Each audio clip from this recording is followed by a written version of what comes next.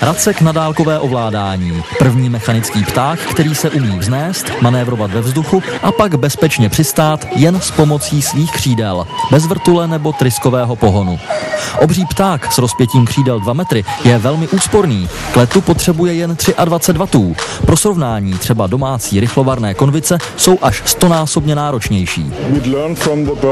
Přesný pohyb křídel jsme okopírovali od ptáků, a to včetně krutu a náklonu křídla v průběhu mávání.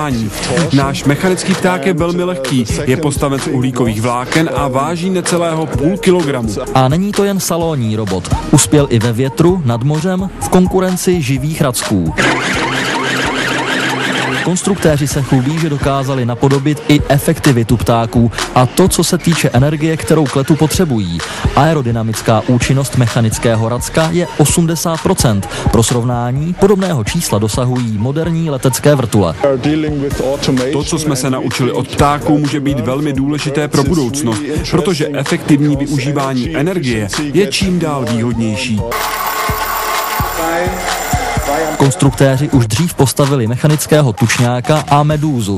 I v případě robotického racka plánují, že se nové úsporné postupy, okopírované od přírody, pokusí využít v průmyslu. Minimálně ale může jít o zajímavou hračku pro děti. Martin Rusek, televize Nova.